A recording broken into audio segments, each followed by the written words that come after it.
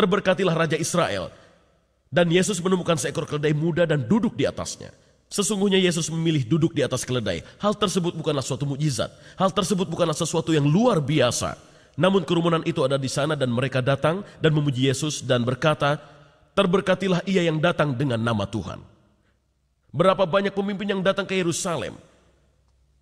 Berapa banyak pemimpin ke Yerusalem dengan menunggang seekor keledai? Pada zaman sekarang para pemimpin datang dengan naik mobil Mercedes. Hanya satu pemimpin dari 100 pemimpin. Ramalan ketujuh, Yesus meramalkan kehancuran gereja. Ia sendiri yang memberikan ramalan tersebut. Yesus berkata hal itu akan terjadi pada suatu waktu pada 30 Masehi. Pada saat Yesus keluar dari gereja, salah seorang pengikutnya berkata padanya, "Guru, lihat, betapa itu bebatuan yang indah dan betapa bangunan-bangunan yang indah." Dan Yesus berkata, "Apakah kau melihat bangunan-bangunan yang luar biasa itu? Tidak akan ada satupun yang akan tersisa yang tidak akan dihancurkan." Dalam kenyataannya, sekitar 40 tahun kemudian pada abad 70 Masehi, seorang jenderal Roma, Titus, menawan Yerusalem setelah pengepungan yang lama. Titus berniat untuk mempertahankannya, namun kaum Yahudi membakarnya. Karena kaum Yahudi memberontak, maka wajar bila mereka dihancurkan. Jadi, menurut saya satu peluang dari 5. Ramalan ke-8, Mesias akan disalib. Dalam Mazmur, David menulis pada tahun 1000 sebelum Masehi, sekelompok orang jahat telah mengepungku, mereka memaku tangan dan kakiku. Namun Yesus, David, tidak meninggal seperti itu. Ia meninggal di tempat tidurnya, tangan dan kakinya tidak dipaku. Lukas memberitahu kita kenyataannya. Ketika mereka datang ke tempat yang disebut The School, mereka menyalib Yesus bersama dengan para penjahat. Satu orang di sebelah kanan Yesus dan seorang lagi di sebelah kirinya. Pertanyaan kita adalah, satu dari berapa banyak orang telah disalib? Menurut saya, 1 dari 10.000 orang. Ramalan ke-9, mereka akan membagi pakaian-pakaiannya dan mengundi jubahnya. Kembali ini adalah perkataan David. Mereka membagi pakaian-pakaianku di antara mereka dan mengundi jubahku. John memberitahu kenyataannya pada bab 19, sesudah prajurit-prajurit itu menyalibkan Yesus, mereka mengambil pakaiannya, membaginya menjadi 4 bagian untuk tiap-tiap prajurit 1 bagian, dan jubahnya juga mereka ambil. Jubah itu tidak berjahit, dari atas ke bawah hanya 1 tenunan saja. Janganlah kita membaginya menjadi beberapa potong, kita undi saja. Berapa banyak penjahat yang akan mendapat pakaian yang tidak dijahit itu? Anda dapat memutuskannya sendiri, namun menurut saya 1 dari 100.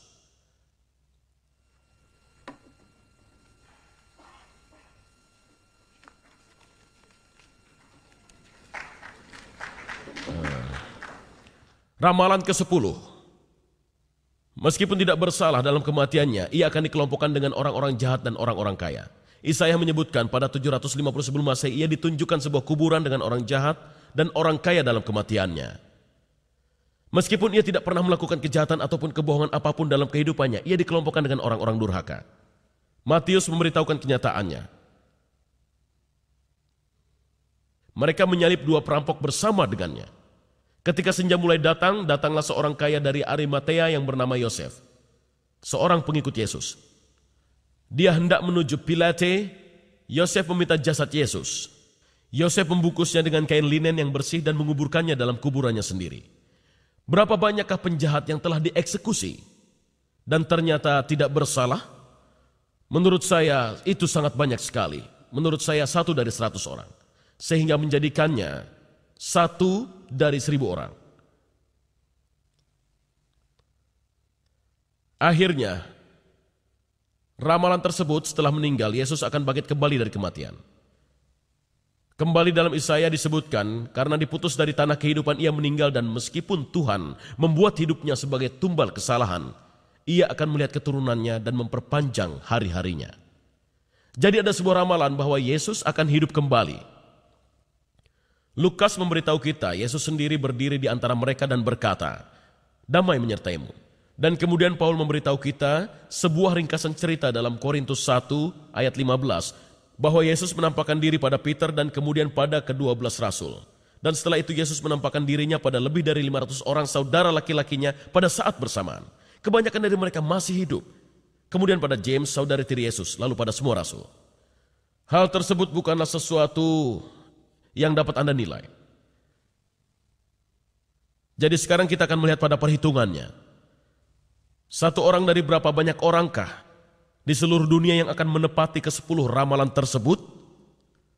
Pertanyaan ini dapat kita jawab dengan mengalihkan semua perhitungan kita. Saya tidak punya waktu untuk membacakan semuanya, tetapi jawabannya adalah satu peluang dalam 2 kali. 2,78 kali 10 hingga 28. 28 zeros. Mari kita sederhanakan dengan mengurangi angka tersebut dengan menyebutnya menjadi 1 kali 10 hingga 28. Informasi terbaik yang tersedia dalam hal jumlah manusia yang pernah hidup menjadi sekitar 88 miliar. Kita menyebutnya 1 kali 10 hingga 11. Dengan membagi kedua angka tersebut, kita menemukan bahwa peluang seseorang yang mungkin masih hidup hingga masa sekarang dan memenuhi ke-10 ramalan hanya dapat keberuntungan adalah 1 dari 10 hingga 17 yang dituliskan sebagai berikut dengan 17 zeros. Marilah kita coba dan bayangkan hal ini. Apabila Anda mengambil contoh negara bagian Texas dan Anda mengubur koin-koin dolar dengan kedalaman 1 meter, kedalaman 3 kaki, beberapa dolar, dan 1 koin ditandai secara elektronis. Dan kemudian saya berkata, pergilah ke negara bagian Texas dan ambillah koin yang benar. Ini adalah kesempatan Anda untuk mengambil koin yang benar secara kebetulan. Dengan kata lain, tidak ada peluang.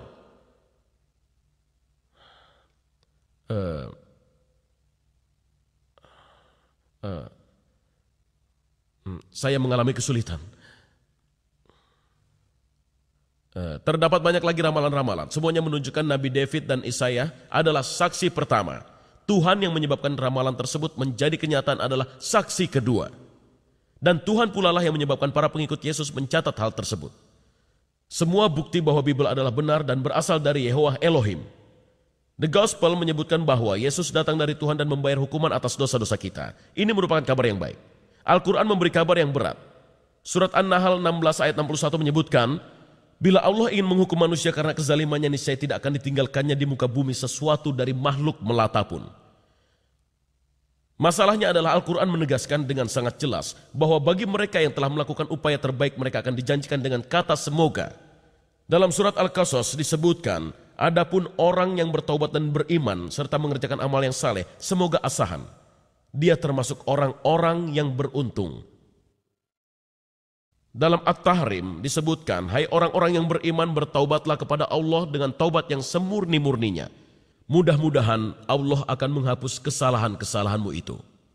Dalam surat At-Taubah disebutkan, hanyalah yang memakmurkan masjid-masjid Allah ialah orang-orang yang beriman kepada Allah dan hari kemudian, serta tetap mendirikan sholat, menunaikan zakat dan tidak takut kepada siapapun selain Allah, maka merekalah orang-orang yang diharapkan termasuk golongan orang-orang yang mendapat petunjuk.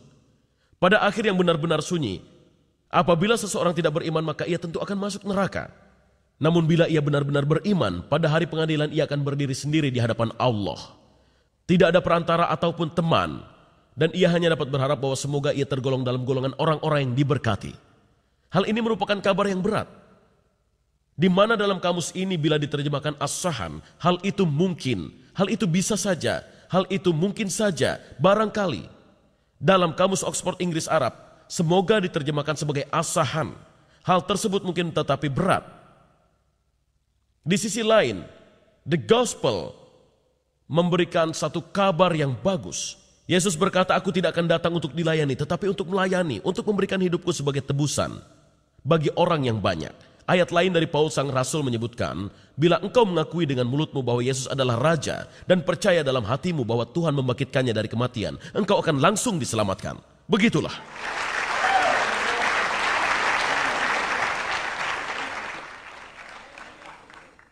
Ini merupakan berita indah yang menggembirakan.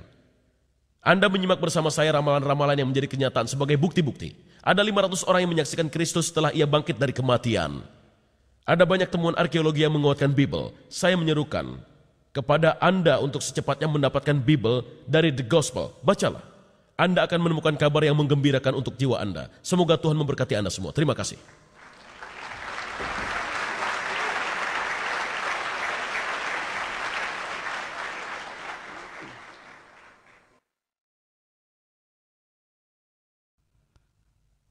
Kepada Dr. Zakir Naik, saya persilakan untuk memberikan tanggapan atas apa yang dikatakan Dr. William Campbell.